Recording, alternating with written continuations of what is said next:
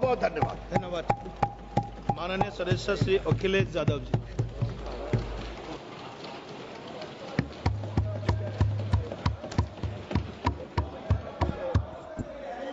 Please please. कोई बात नहीं, कोई बात नहीं। अरे नहीं, आदरणीय सभापति महोदय, मैं आपका बहुत धन्यवाद देना चाहता हूं कि बहुत ही महत्वपूर्ण और देश के लिए और बड़ी आबादी के लिए भारतीय जनता पार्टी की सरकार में एक और बिल आया है। क्योंकि मेरे से पूर्व में जो हमारे साथी बोले हैं वो माननीय सदस्य हमारे साथ नहीं, लेकिन मैं उनके बहुत सारी बातों से सहमत हूं। और अध्यक्ष महोदय, मैं देख रहा हूं जो एक्स कांग्रेस वाले हैं वो ज्यादा बोल रहे हैं।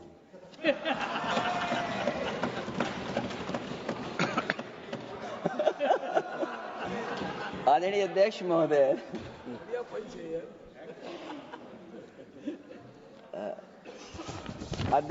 जो आज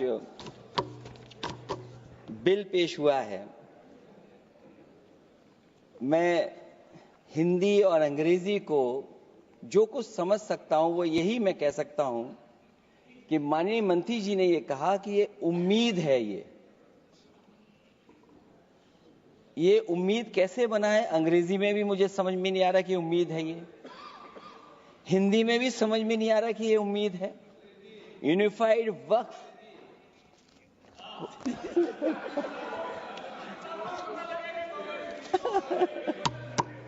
अध्यक्ष महोदय, यूनिफाइड वक्फ मैनेजमेंट अध्यक्ष महोदय, मैं समझ सकता हूं कि मैं वो बात छेड़ना नहीं चाहता था, लेकिन क्या करूं, मजबूरी है अब। अध्यक्ष महोदय, अभी माननीय सदस्य लोग ये कह रहे हैं कि हमारे सदस्य नहीं है यहां पर जो हमारे साथी हैं, लेकिन अध्यक्ष महोदय मैं ये कहना चाहता हूं, ये जो बिल लाया जा रहा है, भारतीय जनता पार्टी में एक मुकाबला चल रहा है। भारतीय जनता पार्टी के अंदर मुकाबला चल रहा है कि खराब हिंदू कौन बड़ा है। और ये बात अध्यक्ष महोदय मैं ऐसे ही नहीं कह रहा हूं। जो पार्टी ये कहती हो कि दुनिया की सबसे बड़ी पार्टी है, अध्यक्ष महोदय वो अपना राष्ट्रीय अध्यक्ष नहीं चुन पाए अभी तक।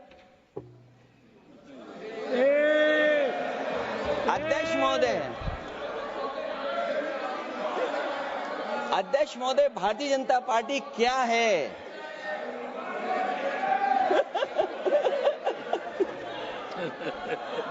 जी, मैं अखिलेश जी ने बहुत हंसते हंसते कहा है, इसको हंसते हंसते जवाब देना। इस सामने जितनी पार्टियां हैं उनका राष्ट्रीय अध्यक्ष उन 5 लोगों को ही चुनना है परिवार के। हमें माननीय अध्यक्ष जी करोड़ों सदस्यों में से 12-13 करोड़ सदस्य प्रक्रिया कर चुनना है तो देर लगती है।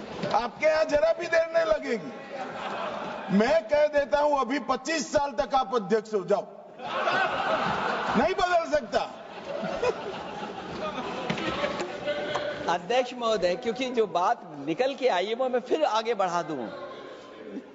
अध्यक्ष महोदय, जो बात सोशल मीडिया या और जगह गुपचुप हो रही है, कहीं ऐसा तो नहीं था कि अभी कुछ दिन पहले यात्रा जो हुई है वो कहीं 75 वर्ष की एक्सटेंशन वाली यात्रा तो नहीं थी। अध्यक्ष महोदय, ये जो इस बार जो वक्फ बिल आया है, नाकामी का पर्दा इस बार है वक्फ बिल। और नाकामी को एक आध नहीं है, मैं कई नाकामियां बता सकता हूं। अभी मैं माननीय सदस्यों को सुन रहा था, वो पुराने कई बिल उनके बारे में चर्चा कर रहे थे कि कितने प्रोग्रेसिव बिल लेकर के आए हैं। मुझे याद है मैं उत्तर प्रदेश में उस समय था और मुझे लगा कि शायद इनकी वो बात ठीक होगी। एक ये बहुत तैयारी के साथ फैसला लेकर के आए थे और फैसला ये लिया था आधी रात के आज के बाद नोट नहीं चलेंगे, नोट बंद हो जाएंगे। अध्यक्ष महोदय, उस नोटबंदी नाकामी के बारे में भी तो चर्चा हो जाए कि अभी भी न जाने कितनी जगह पर कितना रुपया निकला जा रहा है, कितना निकल करके आ रहा है। केवल नाकामी नोटबंदी की नहीं, नाकामी बेरोजगारी की भी है, नाकामी महंगाई की भी है, नाकामी किसान की आय दोगुनी नहीं कर पाए वो भी इनकी नाकामी है। मुझे याद है एक माननीय मंत्री जी पूरे देश की नदियों के बारे में बीओडी बता रहे थे, लेकिन माननीय मंत्री जी ये भूल गए कि उनके शहर में, उनके क्षेत्र की जो नदी है उसकी बीओडी क्या है। गंगा क्या साफ हो गई, यमुना क्या साफ हो गई, स्मार्ट सिटी क्या बन गई, क्या गोद लिए हुए गांव इन्होंने गोद से उतार दिए, उनकी क्या दुर्दशा है। इसलिए मैं कहना चाहता हूं, ये नाकामी का पर्दा इस बार वक्फ बिल बना है और सबसे बड़ी बात तो यह है कि जिसके लिए फैसला होना है उसकी बात को अहमियत न देना भी नाइंसाफी है। अध्यक्ष महोदय, नाकामी केवल यहां तक नहीं है और भारतीय जनता पार्टी क्या है, मैं केवल एक पुरानी घटना याद करता हूं। एक बार फैजाबाद अयोध्या में एक कार्यक्रम था, उसमें बड़ी तैयारी की गई थी और तैयारी के साथ कलाकार मुंबई से बुलाए गए थे। हो सकता है वो सहमति दिल्ली से ना रही हो, केवल लखनऊ की सहमति से हो रहा हो कार्यक्रम। और जब कार्यक्रम की पूरी तैयारी हो गई, भगवान श्री राम बनकर के कोई आ गया, लक्ष्मण बनकर के कोई आ गया, मां सीता भी बनकर के कोई आ गया, हनुमान जी और भगवान हनुमान भी बनकर के कोई आ गया। लेकिन जब लखनऊ से वो हेलीकॉप्टर उड़ा और अयोध्या पहुंचा तो सब लोग थे, लेकिन उसमें हनुमान नहीं थे। अध्यक्ष महोदय, मैं भारतीय जनता पार्टी के लोगों से कहूंगा कि जानकारी करिए कि आखिरकार भगवान श्री राम थे, लक्ष्मण थे, सीता थी, लेकिन हनुमान क्यों नहीं थे? हनुमान इसलिए नहीं थे, शायद उनकी जात या धर्म कुछ और था। अध्यक्ष महोदय, ये देश मिली जुली संस्कृति से चला है, कुछ हमने सीखा, कुछ उन्होंने सिखाया। और जो लोग ये कहते हैं कि हम सबको बराबरी का हक देते हैं, अभी कुछ दिन पहले ईद निकली है। अध्यक्ष महोदय, वो परंपरा रही है, न केवल मैं जाता हूं बल्कि कोई दल का नेता ऐसा नहीं न जाता हो उस कार्यक्रम में शामिल होने। भारतीय जनता पार्टी के जो मुख्यमंत्री, उप मुख्यमंत्री, वो भी जाते हैं, उप मुख्यमंत्री, सभी धर्मों के नेता आते हैं। लेकिन पता नहीं इस बार क्या साजिश थी, षड्यंत्र था कि वहां पर कुछ पाबंदी लगी हुई थी।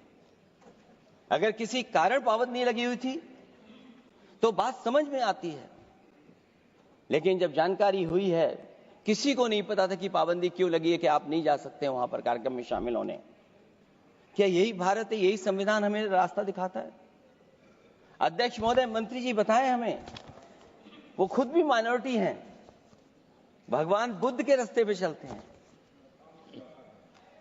भगवान बुद्ध का रास्ता दूसरा है।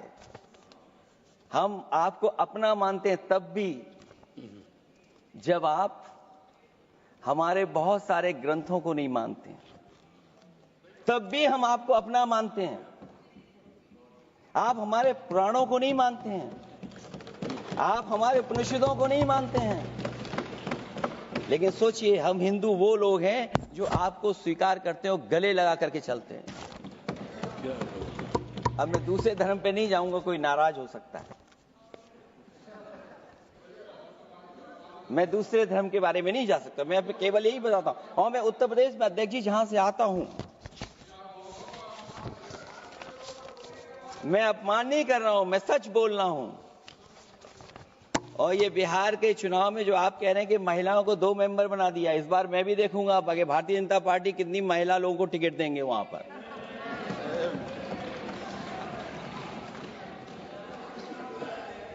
अध्यक्ष महोदय, भाजपा जब भी कोई नया बिल लाती है तो वो अपनी नाकामी छुपाती है।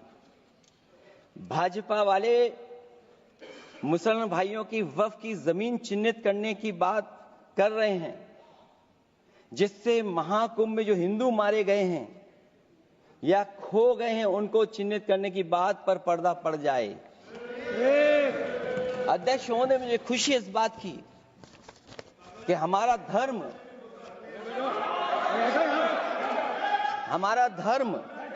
अध्यक्ष महोदय नहीं कुछ कहना चाहते हैं नहीं प्लीज, तुमको अलाउ नहीं किया। अध्यक्ष महोदय,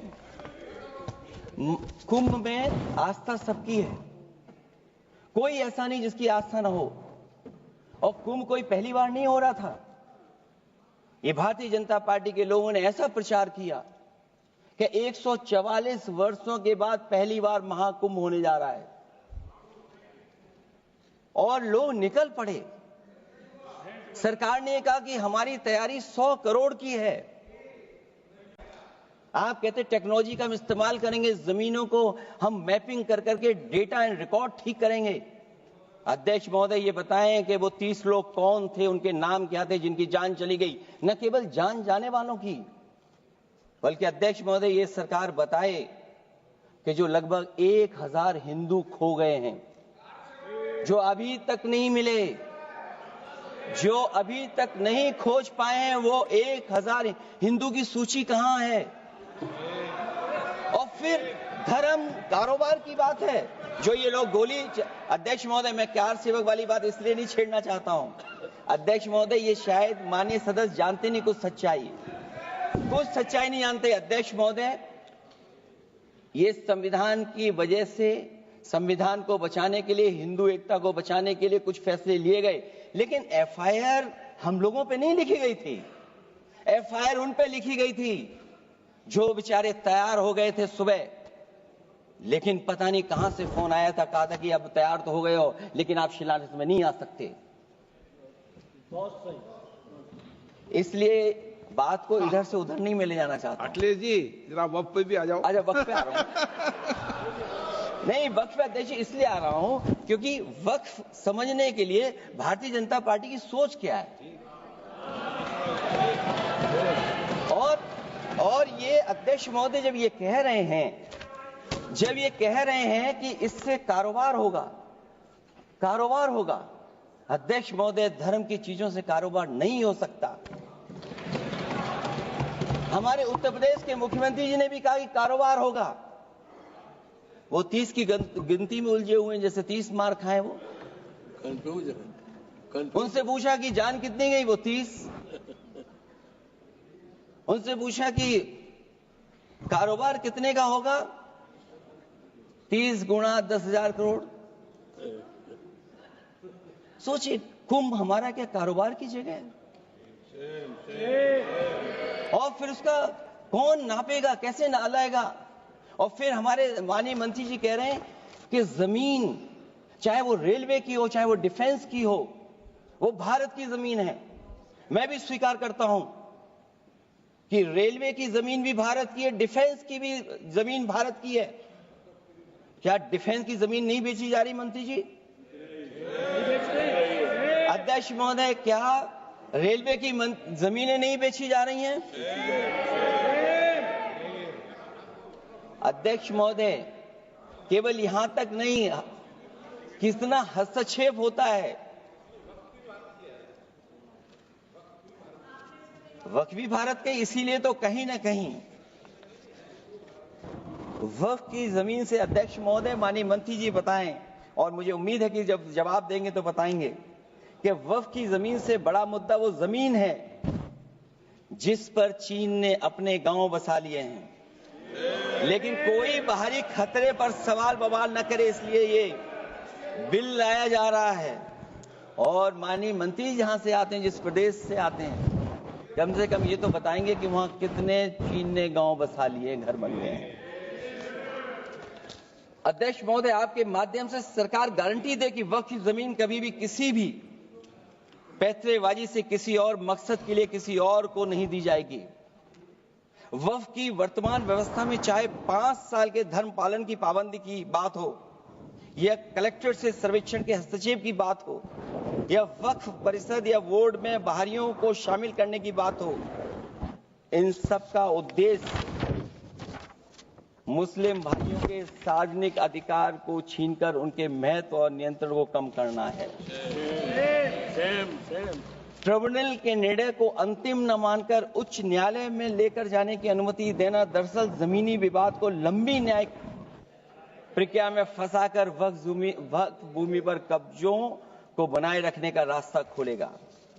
सबसे बड़ी बात यह कि वक्फ बिल के पीछे की न तो नीति सही है, न नियत। ये देश के करोड़ों लोगों से उनके घर दुकान छीनने की भी साजिश है। भाजपा एक अलोकतांत्रिक पार्टी है। वो असहमति को अपनी शक्ति मानती है। जब देश के अधिकांश राजनीतिक दल वक्फ बिल के खिलाफ हैं, तो उसे लाने की जरूरत क्या है जो जिद क्यों कर रहे हैं सरकार? वक्फ बिल का लाना भाजपा की सियासी हट है। वक्फ बिल भाजपा की सांप्रदायिक राजनीति का नया रूप है। वो तो आपको काटेगा, और इसलिए काटेगा कि अध्यक्ष महोदय बाहर ये लिखते हैं सत्यमेव जयते, बाहर है लिखते सत्यमेव जयते, भाजपाई अंदर असत्य बात कहते। भाजपा वक्फ बिल लाकर अपने उन समर्थकों का तुष्टीकरण करना चाहती है जो भाजपा की आर्थिक नीति, महंगाई, बेरोजगारी, बेकारी और चौपट अर्थव्यवस्था से उसे छटक गए हैं। क्योंकि अध्यक्ष महोदय, जब से वोट में गिरावट आई है, और खासकर उत्तर प्रदेश में भी, तब से भारतीय जनता पार्टी की कोशिश है कि अपना वोट कैसे संभाला जाए। ये वोट को संभालने के लिए बिल लाया गया है। भाजपा का लक्ष्य वक्फ की जमीनों पर है। इन जमीनों का नियंत्रण अपने हाथ में लेकर इन जमीनों को पिछले दरवाजे से अपने लोगों के हाथों में दे देना चाहती है। भाजपा चाहती है कि वक्फ बिल लाने से मुस्लिम समुदाय को लगे कि उन पर हक को मारा जा रहा है, वो उद्वेलित हों और भाजपा को ध्रुवीकरण की राजनीति करने का मौका मिल सके। क्योंकि अध्यक्ष महोदय, भाजपा का लक्ष्य यह है कि ध्रुवीकरण हो, क्योंकि वो जानते हैं कि ध्रुवीकरण जितना होगा उससे वो लाभ उठाने में आगे रहेंगे। तो ये वक्फ बिल जो लाया जा रहा है, वो अपनी वोट बैंक को संभालने के लिए और समाज को बांट करके ध्रुवीकरण करके राजनीतिक लाभ लेने के लिए लाया जा रहा है। और अगर इसके लिए नहीं लाया होता तो पहले से जो जितने फैसले लिए सरकार ने, क्या उससे देश और प्रदेश में कोई बड़ा बदलाव आ गया है? अगर स्मार्ट सिटी का बात करें तो कितनी स्मार्ट सिटी बन गई है आपकी? आपके नोटबंदी की वजह से न जाने कितना रुपया कहां निकल रहा है। और डर तो ये लगता है कहीं भाजपा वाले दूसरों के पैसा रख करके न पकड़वा दें। वक्फ बिल के आने से पूरी दुनिया में एक गलत संदेश भी जाएगा। इससे देश की सेकुलर इमेज को बहुत धक्का लगेगा। वक्फ बिल भाजपा की नफरत की राजनीति का एक और अध्याय है। मैं अंत में कहना चाहता हूं कि अभी तो आपने साथी संभाल लिए हैं, एक साथी तो मुझे दिखाई नहीं दे रहा है। और हमारे जिनका हमने सम्मान किया, हमें कहां ले गए आप? और हमें यहां छोड़ गए आप, हमें छोड़ गए। हमें देखिए सभापति महोदय देखिए राजनीति क्या है। हमने आपका हाथ पकड़ा और हम यहां आ गए, और आप हमारा हाथ छुड़ा करके वहां चले गए। इसलिए देखिए कब हमारा इनका हाथ मिल जाए। और मैं अध्यक्ष सभापति महोदय ये कहना चाहता हूं कि वक्फ बिल भाजपा के लिए वाटरलू साबित होगा, क्योंकि ऊपर से तो हाँ हाँ कह रहे हैं, लेकिन अंदर ही अंदर बहुत सारे साथी सहमत नहीं है। मैं अंत में इतना ही कहना चाहता हूं कि ये वक्फ बिल जो लेकर के आए, कोई उम्मीद लेकर के नहीं आ रहा है। ये सोची समझी रणनीति का हिस्सा है, क्योंकि इनका जो बोर्ड बिखर गया है, ये मुस्लिम में भी बंटवारा चाहते हैं। मुस्लिम इस्लाम धर्म में कहीं बंटवारा नजर नहीं आता है, लेकिन इनकी कोशिश है कि इस बिल के माध्यम से हम मुस्लिम भाईचारा में भी बंटवारा कर दें। बंटवारा तो पीडीए करेगा। अभी देखिएगा। सभापति महोदया, हमारे एक सदस्य कह रहे थे कि चुनाव बहुत अच्छा होता है। इनसे बेहतर किसने चुनाव देखा होगा? चलिए धन्यवाद। वोट ही नहीं डालने दिया। चलिए सभापति महोदया, मैं धन्यवाद देता हूं। मैं और अपने दल और साथियों के साथ कहता हूं कि समाजवादी पार्टी बिल का विरोध करती है। वोट पड़ेगा तो हम इसके खिलाफ वोट डालने जा रहे हैं। माननीय सदस्य श्री